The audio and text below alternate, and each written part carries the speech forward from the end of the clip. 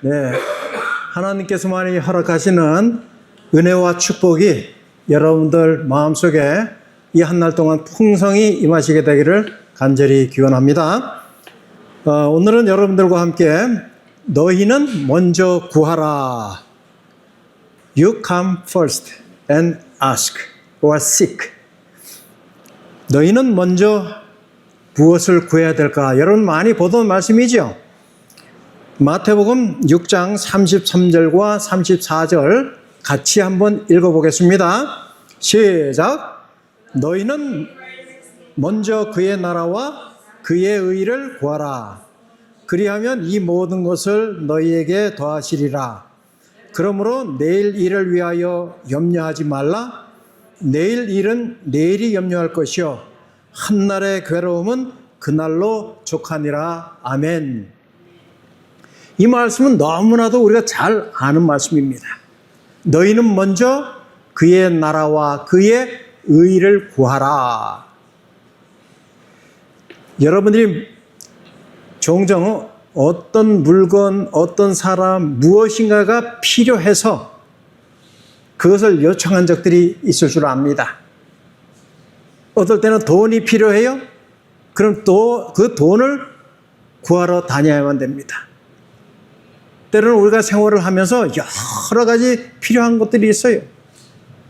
그래서 구한다라고 하는 그 의미는 필요에 의하여 반드시 해야 될 그 무엇인가, 그런 의미를 담고 있습니다.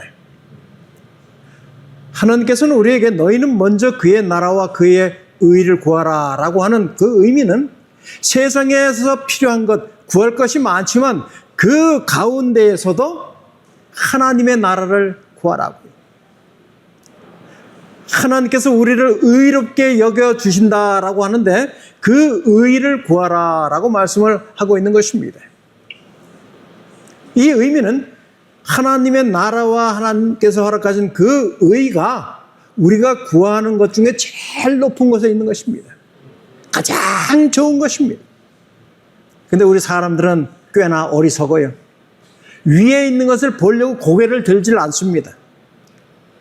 고개를 들는 것보다는 그냥 고개를 숙이고 있는 것이 더 나아요. 그러다 보니까 우리의 시선은 항상 위를 바라보지 못하고 땅을 바라보게 됩니다. 그런 우리들에게 오늘 하나님께서는 이 세상에서 필요한 그 무엇인가 보다는 하나님에 관한 것을 먼저 구하라. 자, 여러분들 여기 보세요. 우리가 살아가면서 고민이 있죠? 염려스러운 일들이 있습니다. 근데 이러한 고민과 염려스러운 일들, 어려운 일들은 어떨 때 생겨나는 것 같습니까? 예? 염려하고 고민하고 너무 힘들어요.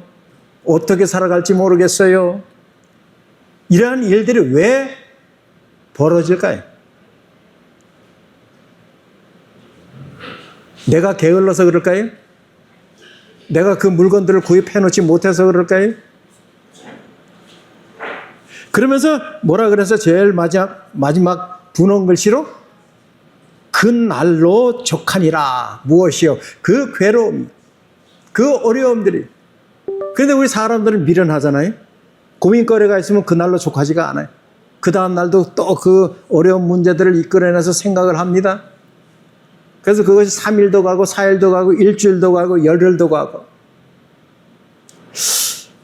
그런 우리들에게 하나님께서는 이제는 그러한 인간적인 고민과 염려에서 해방되었으면 좋겠다라고 하는 강력한 기별을 우리에게 주고 있는 것입니다.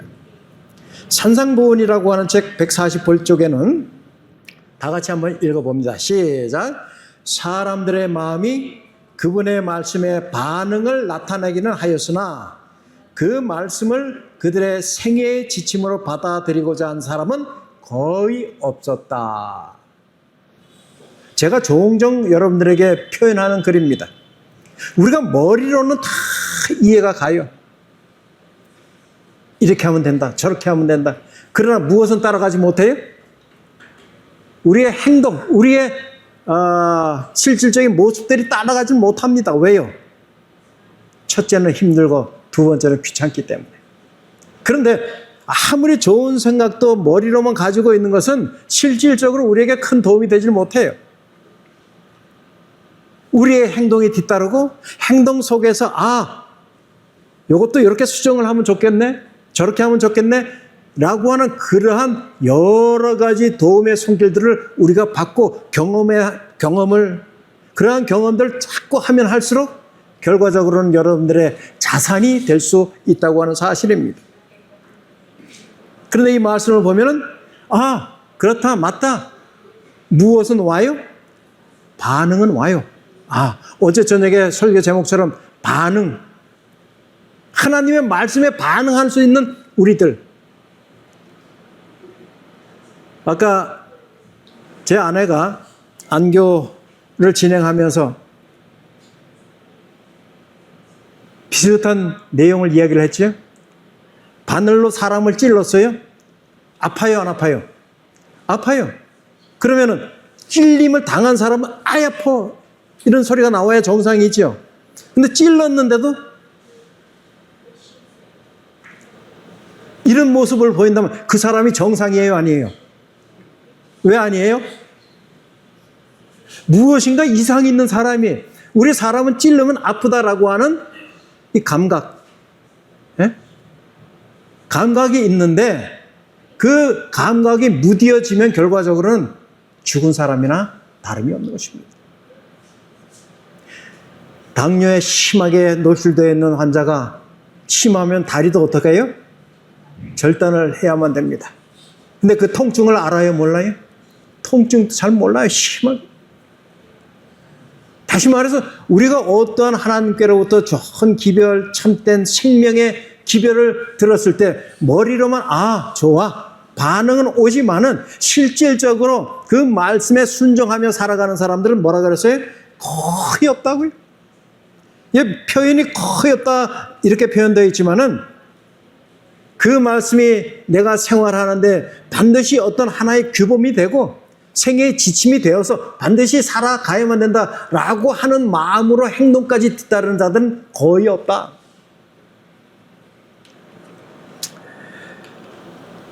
요한복음 6장 33절에는 이런 말씀이 있습니다. 살리는 것은 영이니 육은 무익하니라. 내가 너희에게 이른 말은 영이요 생명이라. 대다수의 사람들은요, 눈에 보이는 것과 눈에 보이지 않는 것 둘 중에서 당신은 무엇을 선택하겠습니까? 라고 할 때에 어느 쪽을 선택할 것 같습니까? 눈에 안 보이는 것 선택하는 사람이 많겠어요? 눈에 보이는 것을 선택하는 사람이 많겠어요? 당연히 눈에 보이는 것을 많이 선택을 합니다. 제가 여러분들에게 돈 5,000페소 하고 한 1년 뒤에 10,000페소 하고 여러분들은 무엇을 받기를 원하십니까? 그러면 여러분들 무엇을 선택하시겠어요? 1년 뒤니까 조금 더 있다가 10,000페소 그럴 수도 있겠죠? 그럼 기간을 좀 넓혀서 지금 10만 페소를 받을래요? 10년 뒤에 20만 페소를 받을래요? 어떤 걸 선택하겠어요? 10년 후에 20만 페소보다 현재 지금 당장 10만 페소 받는 게 좋다. 대다수의 사람들이 그렇게 생각해요. 그런데 어떤 사람은 10년 뒤에 20만 페소를 원해요. 어떤 사람들은 현재 생활에 넉넉하고 그 20만 페소가 지금 있으나 없으나 큰 어려움이 없는 자들은 그거 10년 뒤 그렇게 할 수도 있어요. 다시 말해서 우리 마음에 무엇인가 넉넉한 마음이 있을 때에는 실질적으로 우리는 눈앞에 보이는 것만을 고집하지 않는다라고 하는 것입니다. 당장 하루하루가 힘드니 눈에 보이는 것 위주로 살아가요. 이 성경에도 눈에 보이는 것 위주로 살다가 망한 사람들이 꽤나 나타나고 있습니다. 대표적인 인물이 우리는 솔로몬을 들 수가 있어요. 이 솔로몬은 그가 살던 그 시대에 하기를 원하기만 하였다면 모든 것을 할 수 있는 사람이었고 또한 그러한 삶을 살았습니다. 그래서 때로는 그래요. 이 솔로몬처럼 한번 살아봤으면 좋겠다라고 하는 망상에 잡히기도 하지요.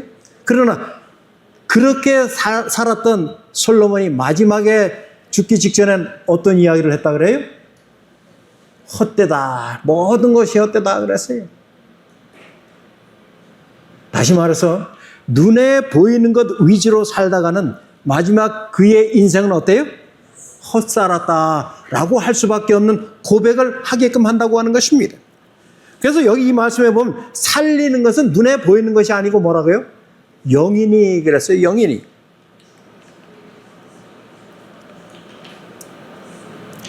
그러므로 너희가 회개하고 돌이켜 너희 죄 없이 함을 받으라. 이같이 하면 새롭게 되는 날이 주 앞으로부터 이를 것이요. 그렇기 때문에 우리는 사람인지라 실패를 할 수가 있습니다. 그럼 잘못된 선택을 하였거나 잘못된 길에 들어갔으면 여기에 있는 말씀처럼 회개하고 돌이키라라고 하는 것입니다.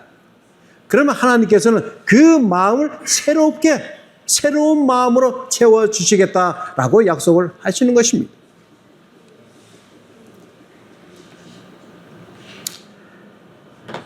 사도행적에 있는 말씀을 함께 읽어봅니다. 시작.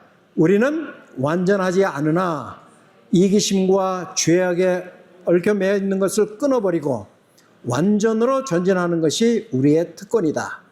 위대한 가능성들, 높고 거룩한 도달점들이 모든 사람이 미칠 수 있는 범위 안에 있다. 아멘입니다.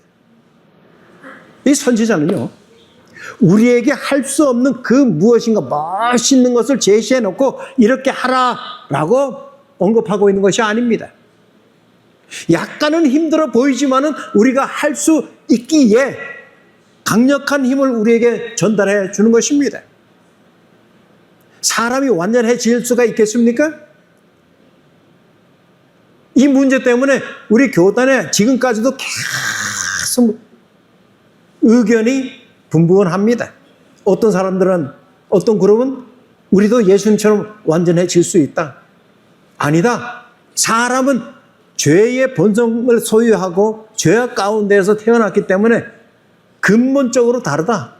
완전에 도달할 수 없다. 그런데 여기 보니까 뭐라 그랬어요? 완전으로 전진하는 것이다 그랬어요. 하나님께서 우리를 의로 여겨주신다라고 하는 것은 내가 진정으로 의롭기 때문에 의롭게 여겨주시는 것이 아니에요. 의를 향하고 전진해 가고 있는 그 모습을 하나님께서 보시고 의롭게 여겨주시는 것뿐입니다. 그래서 내가 구원을 받고 무엇인가 한다라고 하는 것은 내가 하였기 때문에 그러한 선물을 받는 것이 아니에요. 그 마음 중심이 어떠냐를 하나님께서 보시고 의롭게 여겨주시는 것입니다.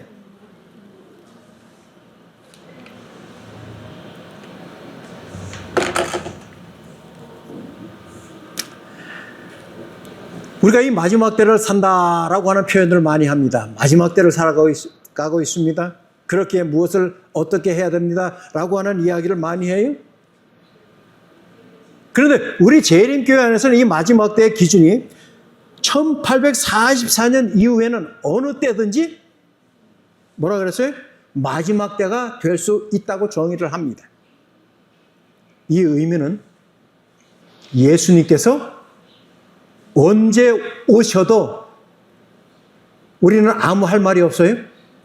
언제 오셔도 오늘 오셔도. 지금 당장 이 순간에 예수님께서 이 땅에 재림을 하신다 할지라도 예수님 아무런 경고의 기별도 없이 왜 이렇게 일찍 오셨어요? 아직 저는 준비가 안 되었는데요. 아직 회개할 거리가 많은데요.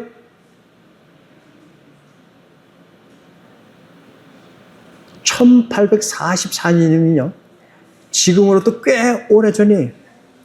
그때부터, 아니, 그러면 1995년에 예수님이 재림하셨어도 우리가 할 말이 있어요, 없어요? 없습니다. 그렇기 때문에 우리는 이 신학적 정의가 왜 중요한가? 예수님은 지금 우리가 살고 있는 이 시대 어느 때에 오신다 할지라도 그 어느 누구에게도 또 어느 누군가도 불평할 수가 없다고 하는 것입니다. 이유를 댈 여지가 없다고 하는 것입니다.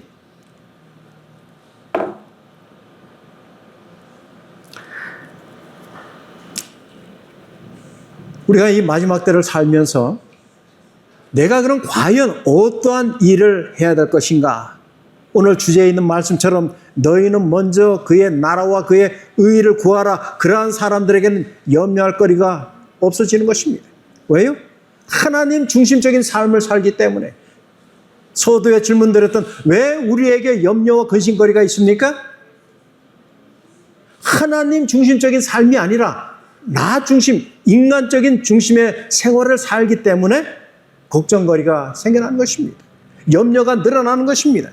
마지막 때에 여러분과 저는 성령의 능력을 받아서 이 복음의 기별을 전하여야 되는데 부지런히 해야 됩니다. 열심히 해야 됩니다. 그런데 가면 갈수록 전도를 해야 될 우리들의 마음의 모습들은 어때요? 강해진다고 생각하세요? 점점 줄어든다고 생각하세요? 점점 줄어들고 있습니다. 그리고 우리의 주변 상황들이 전도하기에 어려운 모습으로 나타나고 있습니다. 제가 섬기던 이 대방교회는 서울 이쪽 강남에 있어요. 아파트 단지들이 아주 많습니다. 한 달에 한 번, 매월 첫째 안식일 오후에는 선교부를 중심으로 해서 여러 가지 출판물을 가지고 방문을 해요. 집집 방문을. 그런데는 그때는 어떤 아파트는 그래도 들어갈 수가 있었어요. 근데 요즘에는요, 아예 못 들어갑니다. 경비가 지키고 있어서 어디 갑니까? 몇 동 몇 호에 갑니까? 그럼 몇 동 몇 호에 간다 그러면 전화를 해요. 그래서 출판물 이 전도도 쉽지가 않습니다. 그래서 전도할 길은 점점점 막혀가고 그러한 가운데서도 하나님께서는 우리에게 기별을 주십니다. 마지막 때에 마지막 때 지금 이때에도 늦은 비 성령을 받고 있는 사람이 있어요, 없어요? 아직까지 아무도 못 받고 나중에 받아요? 늦은 비 성령을 받은 사람도 있어요. 그래서 우리 주위에 이렇게 보면 열성적으로 이 복음을 전도하는 사람들이 있습니다. 뭐 열심이라고 하는 기준이 다르겠지만은 정말 성령의 사람이 되어서 복음을 전하지 않고서는 견딜 수 없는 그 심령 때문에 나가서 전도하는 거예요.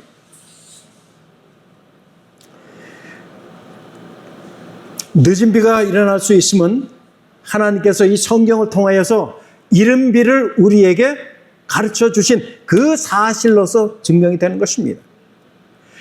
이 이른 비의 역할은 뭐예요? 파종을 위하여 또 파종을 하고 난 이후에 이른 비를 내려주셔서 그 곡식들이 잘 자라게 하는. 그런데 이 늦은 비의 특성은 수확의 계절에 수확이 잘 되도록 수확 직전에 내려지는 비입니다. 우리가 영적인 곡식이에요. 그래서 그 곡식들이 잘 곳간에 들이기 위해서 알곡으로 늦은 비 성령을 마지막 때 허락해 주셔서 그 늦은 비 성령을 통하여 우리가 할 수 있는 일, 하나님께서 맡겨주신 일, 그 일들을 열심히 행할 수 있다고 하는 것입니다. 우리가 씨를 뿌린다고 해서 그 씨가 다 100% 좋은 결실을 맺는 것은 아닙니다. 그 중에는 벌레들이 와서 먹기도 해요. 쪼가서 아예 성장하지 못하기도 합니다. 마태복음 13장에는 4가지 종류의 밭에 뿌리는 비유가 나오죠. 똑같습니다. 우리가 함께 교회를 다닌다고 해서 여기에 모인 사람은 다 하늘나라 가는 게 아니에요. 함께 예배를 드리고 있지만 언제쯤 돼선 교회도 안 나오고 슬슬 빠집니다. 그러한 사람도 분명히 존재할 것입니다. 제가 늘 강조하는 거지만 어떠한 사람은요? 끝까지 견디며 인내하며 승리하는 자. 그러한 사람을 하나님께서는 알곡으로 하늘 곳간에 들이우시겠다라고 약속을 하고 있는 것입니다.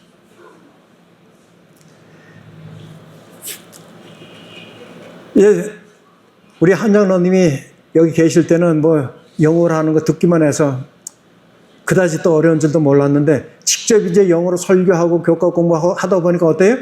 쉬워요? 어려워요? 영어가 이렇게 어렵구나라고 하는 것을 새삼 느낍니다. 한국말 단어도 잘 어떨 땐 기억이 안 나지만 영어 단어를 한 20여 년을 사용을 안 하다가 하다 보니까 어때요? 단어가 첫째 기억이 안 나는 거예요. 한국말로 기억이 나도 영어로 단어가 기억이 안 나요. 그런데 여기 보니까 우리에게 또 용기를 주는 말씀이 있습니다. 두 번째 그 패러그래프 다시 한번 여러분도 같이 한번 읽어보십시다. 시작. 성령께서는 그들이 이제까지 알지 못하였던 언어들을 어떻게 해요? 유창하게 말할 수 있게 하였다. 사실 저는 그 요새 이 핸드폰 하고 노트북을 통해서 영어를 다시 시작했습니다. 요새 이 영어가 아주 세밀하게 그라마부터 잘 가르쳐주는 그게 있더라고요. 근데 이미 알고 있는 내용들이 많지만은 새삼 다시 공부하다 보니까 하면서 진도가 아주 빠르더라고요. 그런데 성령께서 그들이 이제까지 알지 못하였던 언어들을 어떻게 해요? 유창하게. 그래서 조금은 늦었다라고 생각이 되어지지만 하나의 꿈을 갖게 됐어요. 뭐라고요? 말을 좀 유창하게 할 수 있었으면 좋겠다라고 하는 생각을 갖게 됩니다. 성령께서는 그들 혼자서는 평생에 이룰 수 없었을 일을 가능해 주셨다. 다시 말해서 우리 김 장로님이 아무리 유능하고 지혜가 많고 하는 일이 잘 된다라고 하지만 혼자서 그렇게 애쓰는 것보다 누가 함께 하시면요? 성령께서 함께 하시면 지금 하고 있는 그 일의 수십 배 아니 수백 배의 좋은 결실을 맺을 수 있겠다라고 하는 것입니다.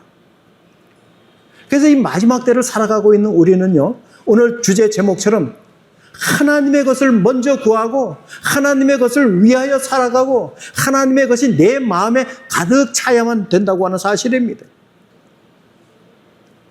성령이 내 마음에 오시기만 하면, 내 마음의 문이 활짝 열어놓고 성령을 받기만 하면 내 개인이 평생에 이룰 수 있었던 그 일보다 훨씬 더 훌륭하고 엄청난 결과를 주시겠다라고 약속을 하신 것입니다. 그렇게 우리가 봤을 때 그 일 대단하다라고 하지만은 어떻게 그러한 일들이 이루어질 수 있을까라고 하는 사실을 기별을 통하여 이미 알고 있는 자들에게는 그리 놀라운 사실이 아니에요. 늦은 비는 그보다 뭐라고요? 풍성하겠다라고 약속을 하셨기 때문에 그렇습니다.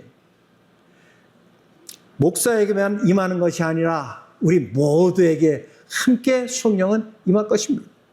늦은 비가 왜 필요하고 우리가 그것을 받아야 될 필요성을 반드시 알아야만 됩니다. 자, 질문합니다. 왜 우리에게 늦은 비 성령이 필요합니까? 제가 말씀드렸어요. 첫 번째. 오늘 말씀 첫 시간에 드렸어요. 왜 늦은 비 성령이 우리에게 왜 필요해요? 모두가 원하는 아름다운 수확, 결실을 위해서. 하나님께서는 그냥 네가 한 데까지 해봐, 이게 아니에요. 우리 사람들은 그렇잖아요. 자녀들 교육시킬 때도 얘가 뭐 이래야 저래서 뭐 도와주세요, 뭘 좀 구하면 네가 하는 데까지 해봐. 그런 얘기 자주 하죠? 네가 하는 데. 사람은 그럴지언정 하나님께서는 이미 어떻게 해야 된다라고 하는 사실을 가르쳐 주셨습니다. 단지 우리는 잊어버리는 것입니다. 잊어버리고 행할 바를 알지 못하는 거예요. 그러나 지혜로운 자는 하나님께서 어떻게 하라고 가르쳐 주셨기 때문에 그 가르침대로 순종을 하는 것입니다. 추수할 곡식을 무르익게 하는 것이기도 하나 무엇보다도 당신의 백성들을 어디에 서게 함이라요? 7죄. 요거는 아주 좀 중요하면서도 어려운 내용입니다. 오늘 제가 이 말씀을 드리려고 하는 것이 아니에요. 이제 마지막 때에 마지막 환란이 덮칩니다. 그럴 때 우리가 이겨낼 수 있는 것이 뭐라고요? 늦은 비 성령을 통하여서요. 늦은 비 성령. 이 가운데 아메겟돈 전쟁 뭐 이런 여러 가지 사건들이 들어가 있는 것입니다. 그날에 서려면 평범한 삶으로는 결코 안 됩니다. 늦은 비는 우리들이 간절한 심령으로 하나님의 사람으로 살아갈 때 받을 수 있다고 하는 사실을 잊지 않게 되기를 바랍니다. 철저한 부응이 필요되고 회개와 회심이 있어야 되고 궁극적으로는 변화된 삶의 모습을 소유해야 되는 것입니다. 늦은 비 성령을 받은 자들이 이러한 모습으로 변화된다라고 하는 의미도 되겠지만은 이러한 모습으로 살아가는 자에게 누가 임해요? 늦은 비 성령이 임한다라고 하는 것입니다. 늦은 비는 정확하게 구별을 해줍니다. 사람이 해야 될 일과 하나님께서 하시는 일에 대해서 언급을 합니다.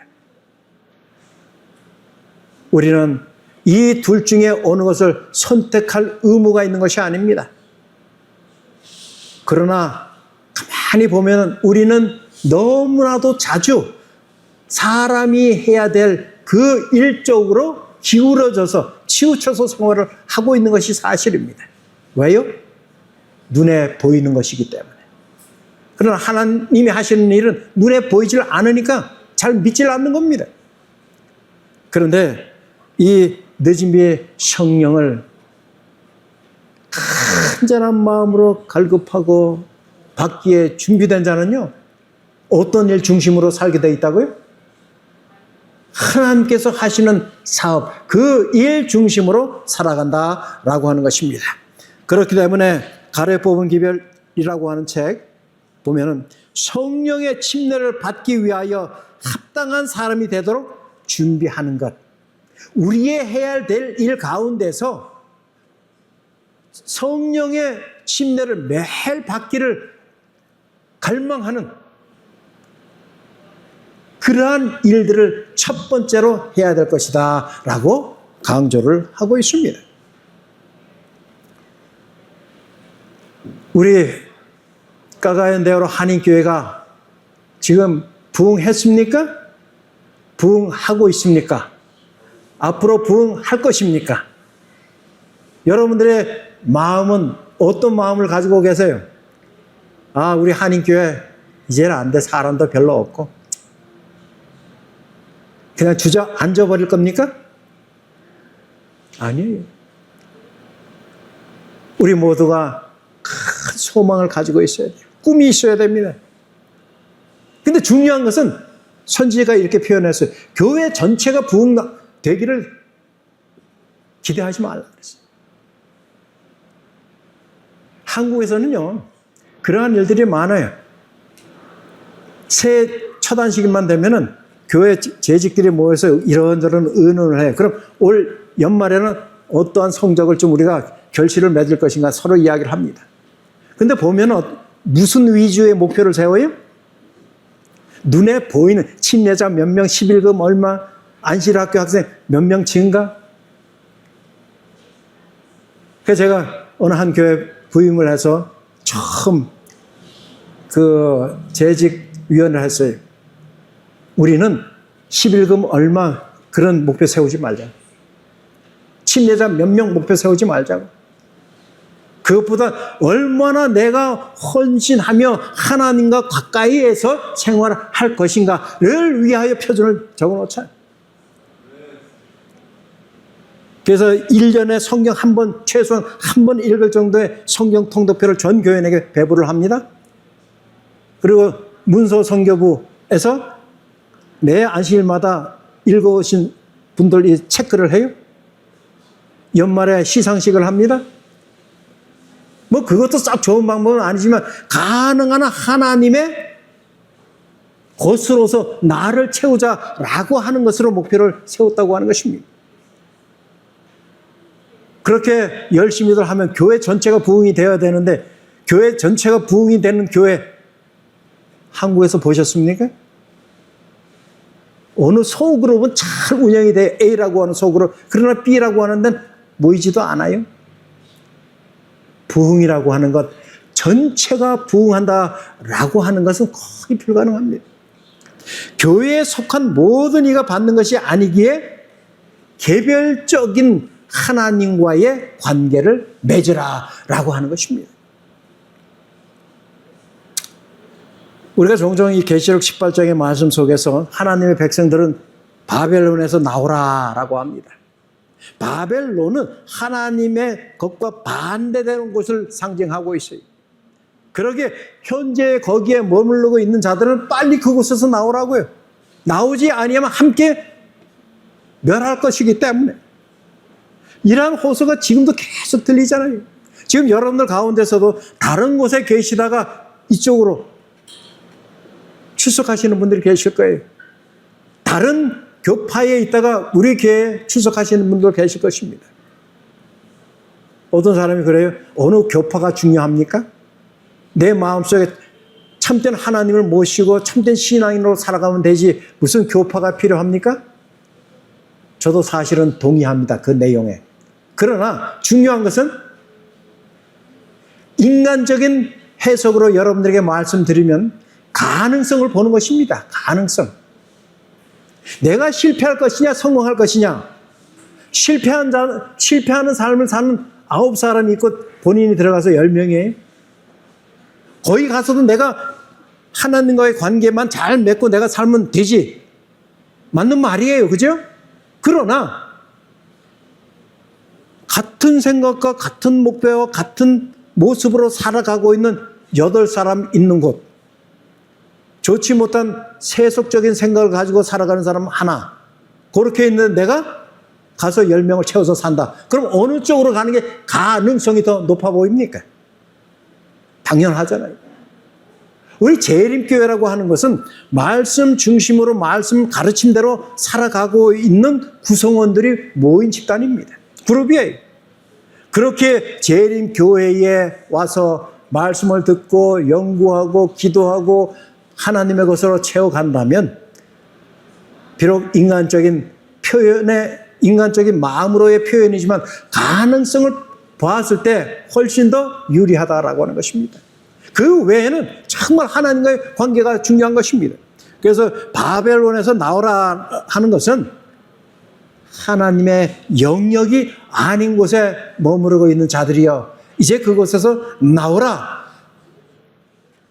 계시록 18장에서의 기별은 계시록 14장의 셋째 천사의 기별이 외쳐지고 난 후에 바벨론이 어떠한 곳이다 라고 하는 사실들이 나타난다라고 하는 것입니다. 우리 주위에 좋지 못한 사람들이 있어요. 근데 우리는 잘 몰라요. 그러나 그가 어떤 사람이라고 재판장에서 다 열어 제키니까 어때요? 그 사람에 대한 모든 실상이 나타나는 것입니다. 다시 말해서 이 바벨론의 죄악상이 얼마나 큰지도 때가 되면 나타나게 된다고 하는 사실입니다. 자, 이제 중요한 말씀 좀 드릴게요. 이러한 일들이 생겨날 때에 우리 주위에는 여러 가지 그 이전에 경험하지 못하였던 일까지 포함해서 나타나고, 먼저는 재림교회 안에 마음의 문을 열지 않은 자, 부정적인 생각을 가지고 있는 자 포함입니다. 그러한 사람들이 하나님의 일을 반대하여 재림교회에 대항하는 일들이 일어날 것이다. 이 모습은요, 예수님에 대항하였던 무리들이 있었습니까? 있었잖아요. 그러한 무리들과 비교해 봤을 때 전혀 다를 바가 없어요. 똑같은 내용들입니다.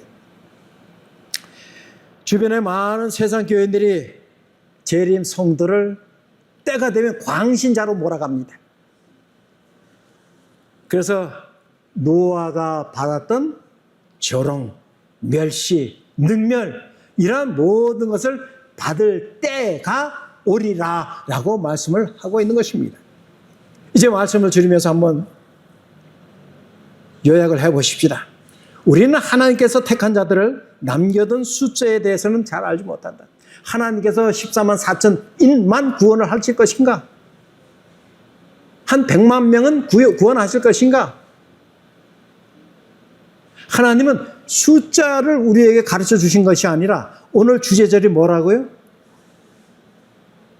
먼저 하나님의 나라와 그의 의를 구하는 자를 구원하시겠다고 약속을 하셨습니다. 숫자에 너무 민감하지 않게 되길 바랍니다. 그저 내가 하나님께 속한 자인지 아닌지 그것에 포커스를 맞추고 우리가 재림의 준비를 해 나아갈 때에 우리의 신앙인의 모습이 더욱 아름답게 보일 수 있는 것입니다. 두 번째는요, 어떤 일들이 하나님의 백성에 합류될 것인가 라고 하는 것입니다. 그 해답은 뭐라고요? 진정으로 하나님 앞에 어떠한 영혼요? 어떠한 영혼요? 정직한 영혼. 어제 저녁에 우리 장로님 네 분하고 잠깐 이야기를 했어요.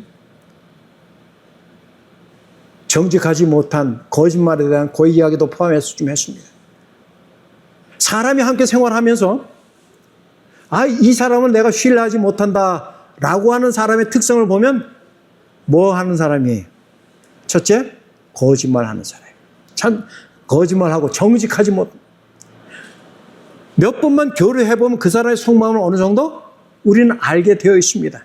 처음에 한두 번 속아져요. 그러다가 이 사람이 계속 그 버릇을 잘못된 것을 고치지 아니하면 그 사람과 교류하는 것을 어때요? 이제 그만. 하나님께서 우리에게 요구하시는 것이 바로 정직한 마음을 원하는 것입니다. 마지막 세 번째는 그리하여 하나님의 마지막 대쟁투에서 살아남아 구원받는 하나님의 백성이 되는 것이 오늘 여러분과 저와 하나님의 꿈이 되시길 간절히 바랍니다. 우리가 어디에 포함되어야 된다고요? 남은 무리에, 남은 백성에 엄청난 살벌한 대쟁투 속에 내가 있었지만은 그 가운데서 하나님을 굳건히 붙잡고 하나님께서 원하시는 생활을 살고 그 후에는 결과적으로 살아남아 있을 수 있는 자가 된다는 것. 이것이 지금 우리가 믿음으로 살아가는 그 모습의 최종 목적지라고 하는 것입니다. 아무쪼록 우리의 이 인생 가운데 쉽지는 않지만은 그 가운데에서 눈에 보이는 어떠한 것 구하기가 쉽지만은 우리는 재림 성도들은 우리 한인교회 모든 성도들은 하나님의 겉중심으로 사시다가 우리 주님이 이 땅에 다시 오실 때 착하고 충성된 종아, 내가 작은 일에 충성하였음에 내가 많은 것으로 맡기겠다. 내가 너를 구하겠다. 이러한 칭찬을 받을 수 있는 우리 모두가 되기를 간절히 바랍니다.